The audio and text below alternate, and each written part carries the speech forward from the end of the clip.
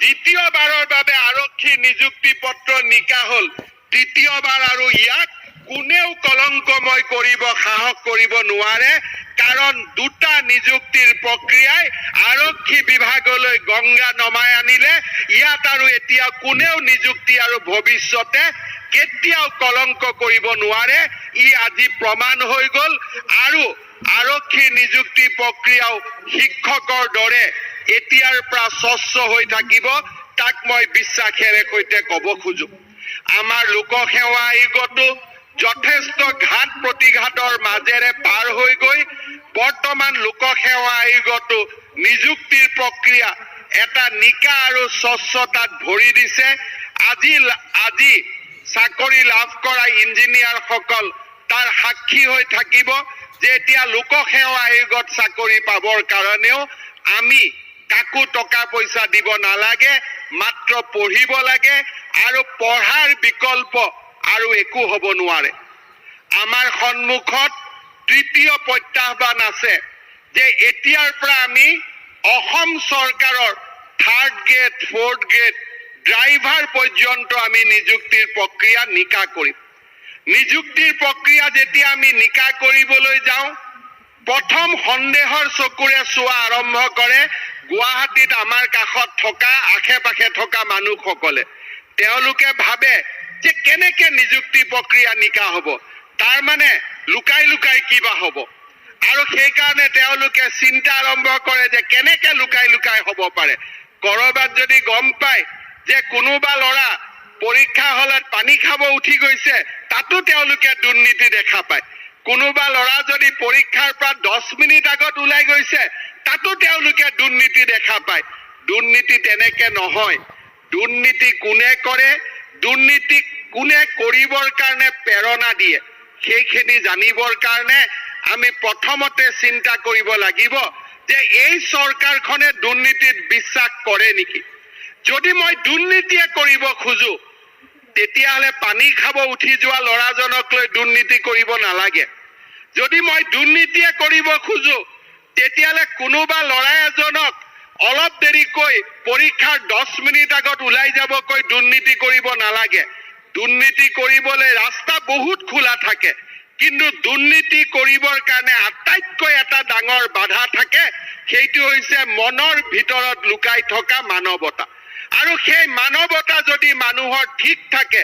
মানুহে যদি দুখীয়া দৰিদ্ৰৰ বাবে যদি মানুহৰ হৃদয় কান্দে তেতিয়াহ'লে নিযুক্তিৰ প্ৰক্ৰিয়াও স্বচ্ছ হ'ব পাৰে নিযুক্তিৰ প্ৰক্ৰিয়াও নিকা হ'ব পাৰে তাক আজি অসমে প্ৰমাণ কৰিছে অসমে সমগ্ৰ ভাৰতৰ বাবে আজি ৰাস্তা দেখুৱাব পাৰিছে আজি মোৰ মনত মাজে মাজে প্ৰশ্ন হয় আমি নিযুক্তিৰ প্ৰক্ৰিয়া নিকা কৰিব খুজিছো আপোনালোকে বাধা কিয় দিয়ে ইন্টাৰনেট যদি 2 ঘণ্টা বন্ধ হৈ থাকে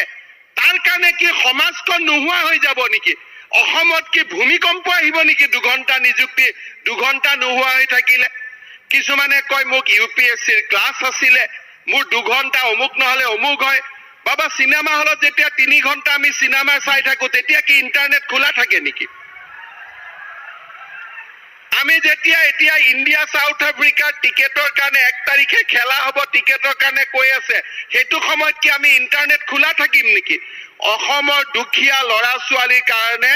আমাৰ সাংবাদিকসকলে অলপ শুনিব লাগে যে অসমৰ দুখীয়া ল'ৰা ছোৱালীৰ কাৰণে যদি এটা দিনো ইন্টাৰনেট বন্ধ কৰিব লাগে মই কৰিম সেই কথা মই আজি আকৌ এবাৰ ইয়াতে কৈছো মই আকৌ এবাৰ আমাৰ সাংবাদিকসকলে মাজে মাজে লিখি থাকে তেওঁলোকক মই আজি আকৌ এবাৰ কৈছো এবাৰ 2 ঘণ্টা কৰিলো অহাবাৰ 20 ঘণ্টা কৰিম যদি অসমৰ কি দুখীয়া আৰু দৰিদ্ৰ লোকৰ স্বাৰ্থত হয় দুখীয়া আৰু দৰিদ্ৰ লোকৰ স্বাৰ্থত যেতিয়া মানুহে কাম কৰে সন্মুখত যিমান বাধা থাকে সেই বাধা আঁতৰাই খোজ কৰাৰ শক্তি মানুহে নাপায় মানুহক নেদেখাজনে দিয়ে আৰু সেই শক্তিৰে মই আকৌ এবাৰ আমাৰ সাংবাদিকসকলক কৈছো যে যদি প্ৰয়োজন হয় 20 ঘণ্টাও আমি ইন্টাৰনেট বন্ধ কৰিম যদি অসমৰ দুখীয়া ল'ৰা ছোৱালীৰ কাৰণে প্ৰয়োজন হয় মোৰ কাৰণে প্ৰয়োজন হলে 1 মিনিটো বন্ধ নকৰো মুখ্য সচিবৰ কাৰণে প্ৰয়োজন হলে আধা মিনিটো বন্ধ নকৰো আমাৰ মন্ত্ৰী সভাৰ সদস্যৰ কাৰণে প্ৰয়োজন হলে 45 সেকেন্ডো বন্ধ নকৰো কিন্তু যেতিয়া অসমৰ দুখীয়া দৰিদ্ৰ মধ্যবিত্ত লোকৰ বাবে প্ৰয়োজন হয় 20 ঘণ্টাও ইন্টাৰনেট বন্ধৰ কাৰণে আমি এক মুহূৰ্তও চিন্তা নকৰো সেই কথা মই আজি আকৌ এবাৰ যিসকলে সমালোচনা কৰে তেওঁলোকক মই জনাই দিব খুজিছো কাৰণ আমি বিচাৰো মোৰ অসমখন এটা নতুন দিশেৰে গতি কৰক মোৰ এটা অসমখন নতুন বাটেৰে আৰম্ভ কৰক আজি কোনোবাই আমাক ইয়াত ক'ব যে আমাৰ নিযুক্তি প্ৰক্ৰিয়া মই এতিয়াও আহ্বান জনাম যিদিনাখন 26,000 অসমত তৃতীয় আৰু চতুৰ্থ শ্ৰেণীৰ নিযুক্তি হ'ব আমাৰ সাংবাদিকসকলে 26,000 মানুহৰ ঘৰলৈকে যাব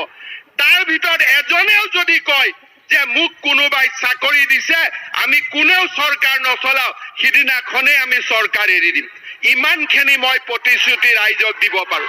কাৰণ এই 26,000 নিযুক্তি আমি নিকা আৰু পবিত্ৰ কৰি অসমত সততে নিগেটিভিজম সৃষ্টি কৰা ঋণাত্মক পৰিৱেশ সৃষ্টি কৰি থকা সেই সকল লোকলৈকে এটা বাণী পঠিয়াব খোজো যে অসমত এতিয়া নিগেটিভ নেতিবাচক কথা কোৱাৰ দিন পাৰ হৈ গ'ল অসমত যদি থাকিব খুজিছে